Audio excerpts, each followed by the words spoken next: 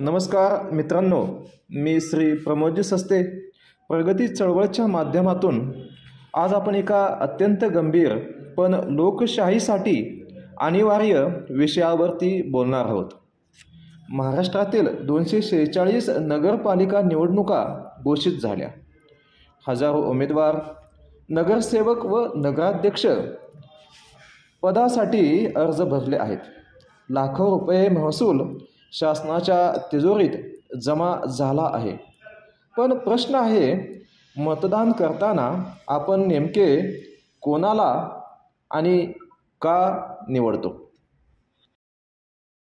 वैदिक ग्रंथ म्हणतात, दान सत्पात्राला करावे. संविधान म्हणते मतदान हा नागरिकांचा सर्वात पवित्र अधिकार आहे.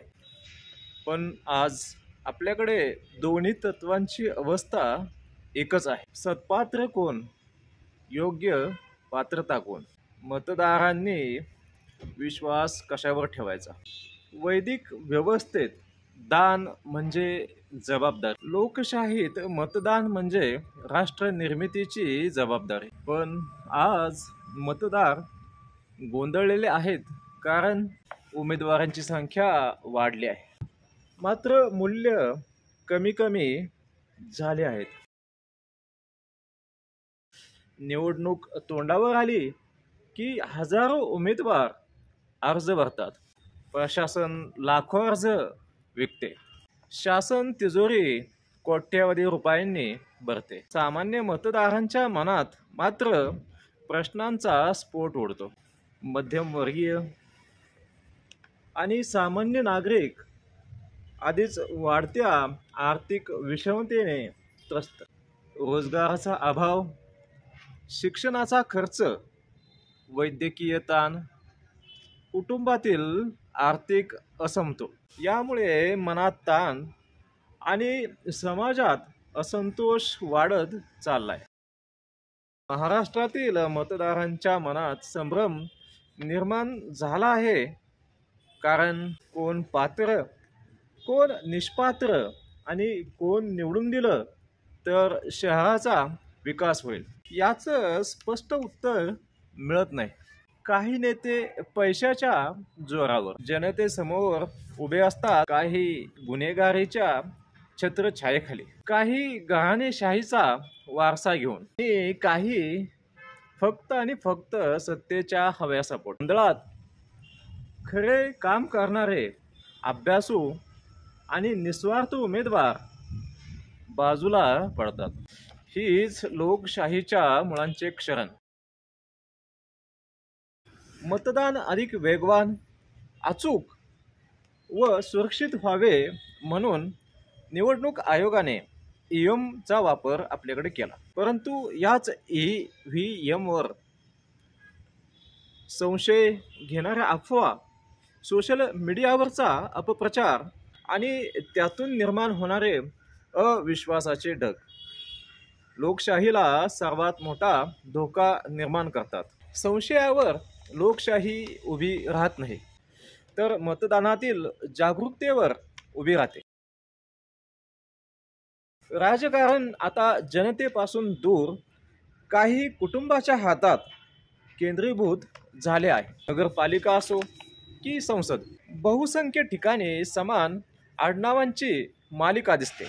घराणेशाही हा लोकशाहीतील संसर्ग आहे, कारण राजकारण शिकवले जात नाही, ते अनुभवातून जन्माला यायला हवे. पण आज निवडणूक म्हणजे संपत्ती अधिक सत्ता, अधिक सोशल मीडिया, अधिक प्रचार खर्च, हा सर्वांचा संयोग आणि यालाच लोकशाही म्हणताना लाज वाटावी अशी वेळ आलेली आहे.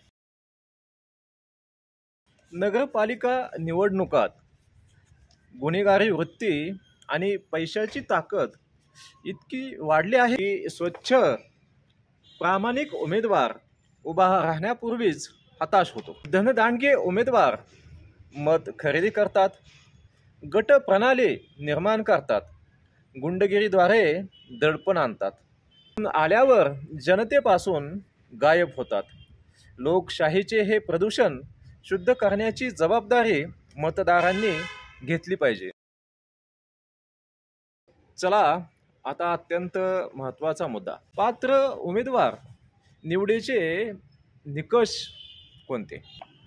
वैदिक तत्व, आधुनिक संविधान आणि सामाजिक विज्ञान या तिन्हींच्या आधारावर 10 स्पष्ट निकष देतो. गुन्हेगारी पार्श्वभूमी नसणे, भ्रष्टाचार वृत्ती अजिबात नसणे, पाणी, रस्ते, मलनिस्सारण, आरोग्य, शिक्षण यांचे स्पष्ट समाधान देणारा.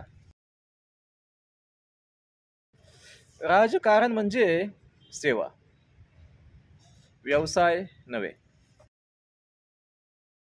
मतदारांच्या दारापर्यंत पोहोचणारा आणि संवाद साधणारा. व्यक्तिमत्व स्वतःच्या गुणवत्तेने घडवलेला. प्रचारात काळा पैसा न वापरणारा. शहर प्रशासनाची समज असणे. बडेजाव, जात, धर्म, द्वेष यावर राजकारण करणाऱ्यांना नकार द्यावा. काम न केल्यास जनतेसमोर उत्तर देण्याची हिंमत. फक्त निवडणूक नाही, शहराचा विकास महत्त्वाचा. मित्रांनो, लोकशाहीला वाचवायचे असल्यास पहिला पाऊल मतदारांच्या जागृतीतूनच उगम पावतो. एक चूक मतदान, 5 वर्षाचे नुकसान. एक योग्य मतदान शहराला विकासाची नवी दिशा देऊ शकते. महाराष्ट्रातील 246 नगरपालिका निवडणुकीपूर्वी हा व्हिडिओ तुमच्यापर्यंत एक संदेश घेऊन येतो. मतदान करा, पण विचार करा. दान सत्पात्री, पण मतदान पात्र व्यक्तीलाच. मी श्री प्रमोदजी सस्ते प्रगती चळवळच्या माध्यमातून आपणाला लोकशाहीच्या मूल्यांचे भान ठेवून मतदान करण्याचे आवाहन करतो. धन्यवाद.